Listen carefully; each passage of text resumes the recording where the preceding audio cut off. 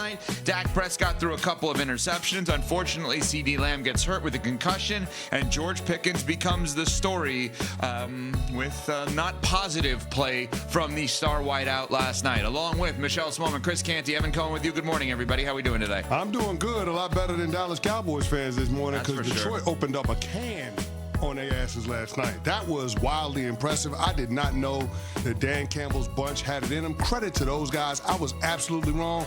Detroit is not done. They came out with a different kind of energy, and the Cowboys just couldn't match it. Well, we kind of thought that this could be coming because we know what this Detroit Lions group under Dan Campbell does after a loss. They don't lose back-to-back games, so you expected that trend to perhaps continue. But, yeah, I did not think that it was going to be this big of a disparity between these two teams. But when you lose the turnover battle 3-0 and the Lions capitalize on that, 14 points, not a whole lot you can do after that. Cowboys now fall to 6-6-1, and their playoff chances per FPI drops to just 8%. Dak Prescott post-game saying that he hopes this loss is fuel for the Cowboys. I don't think this is any deflated moment like, oh, hands are up, we're done. You know what I mean? Like, no, absolutely not. I think you're going to be a team that's pissed, especially as we talked about, right? A team that's kind of changed since the bye week. This is the first time this group, to an extent, suffered this. So I hope it gets people off the right way. We use it as fuel, and I know, starting with myself, we'll make sure we have a great week of prep for next week. So Dak obviously saying they're not eliminated. They got to go at it here, basically win out, et cetera, et cetera. Are the Cowboys done? Let's just cut to the chase. So the Cowboys done. They have an 8% chance. That's it. Well, that's a chance, Smalls. But it's 8%. Are they done? Yeah, they're done. But here's the thing, Ev. This is not us moving the goalposts on the Dallas Cowboys. You said they had to win out. I called them the scariest team, but I also said they had to win out. And even though they had recent success winning 3 in a row, I thought it was more likely than not that they were on the outside looking in because they would need so much help in front of them. And last night, they did not help their cause. What surprised me is all of the mistakes that they made. Now, credit to the Detroit Lions because they applied pressure and forced a lot of those mistakes, but the self-inflicted wounds just became too much for them to overcome. I mean, the negative plays, the tackles for loss, the sacks that Dak Prescott took, Smalls mentioned the turnovers. How was that not a safety, by the way? We're showing it on ESPN right now. How in the world was that not a safety? No, it wasn't a safety. He kept the football out of the end zone. Yeah, they had a shot in New York that they showed coming back from the commercial break, and it showed the entire football was outside of the end zone. So it wasn't a safety, but here's the thing. Those types of plays are what I'm talking about. Yeah, he saw the rush and he didn't get rid of the ball. Think about that. The Cowboys punted from their own 1-yard line, and then guess what? Detroit has a short field, ends up capitalizing and getting a touchdown off of that possession. Those are the types of things that you can't allow to happen. And the Dallas Cowboys kept making those mistakes over and over and over again, midway through the second quarter. 1st and 10, right around midfield. What happens? Dak Prescott tries to throw the football away to avoid pressure, ends up being ruled a lateral. A couple of plays later on a 3rd down, Jake Ferguson trying to make something out of nothing, ends up fumbling the ball. What happens? Detroit recovers, short field touchdown. You can't do that against fundamentally sound teams. And yet it happened over and over and over again.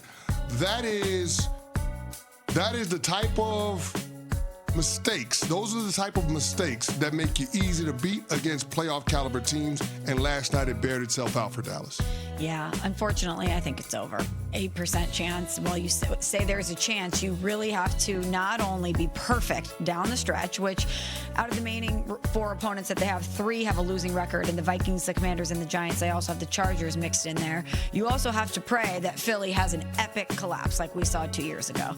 So you have to handle your business and be absolutely flawless while also preying on their downfall.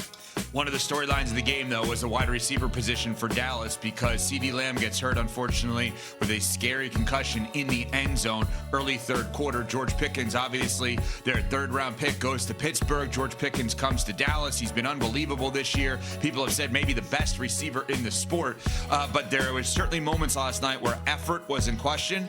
Post-game, George Pickens was critiqued by Richard Sherman on the Prime Video broadcast. He said, quote, George Pickens looked uninterested in playing football, disengaged. You can't just disappear in these games. You can't be the guy and half bleep it.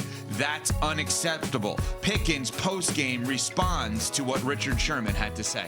Definitely for myself personally, like you said, definitely for myself personally, you just can't disappear. But schematically, as like, a reporter, like whatever his job holds, and he played ball, he got to kind of understand the type of defense they're playing as well. Whose side are you on here? Pickens is saying that, in essence, the defense took him away. Like, Richard Sherman should have noticed that. And what Richard Sherman's saying is, I saw a guy not try last night. Well, there are certain players in the NFL that if you don't allow them to get into the flow of the game, you don't have to worry about them later in the game. And that certainly felt like it was the case with George Pickens. And that's the part that's a little bit surprising, because when CeeDee Lamb goes out in the third quarter, that's the guy that you should turn to. Right. But it ended up being Ryan Flournoy. And now credit to that kid, because he absolutely balled out last night. But you would just expect more from George Pickens. Now, there was a consequential play right before the 2-minute warning where George Pickens forces a DPI on DJ Reed. But guess what? The Cowboys don't get the benefit of that because Jake Ferguson ends up having a hands to the face on Aiden Hutchinson, offsetting penalties. It takes away what would have been a huge play for the Dallas Cowboys in what was a one-possession game. So George Pickens has got to be better. He's got to show more urgency coming out of the stem of his routes, driving on the football when it's thrown in his direction, not allowing defensive backs that airspace to be able to close, to be able to tip the ball, like we saw in the first play coming out of the second half, where he ends up getting the ball batted on a slant and Derek Barnes ends up picking it off. Those are the types of things that you have to avoid. But George Pickens, again, wasn't the player that we're accustomed to him being and seeing this year with the Dallas Cowboys, but neither was the rest of the team. So it's hard for me to scapegoat George Pickens when nobody on Dallas played well last night. Yeah, it's always tough to me to question someone's effort. Even if it looks like it, even if the eye test says I'm not seeing that explosive nature that I'm used to seeing, or maybe it should look different, it's very hard for me, sitting on my couch watching the game, to question someone's effort if I'm not out there. Well, and that's where it's different if guys like CC or Richard Sherman in Correct. this case who have been out there.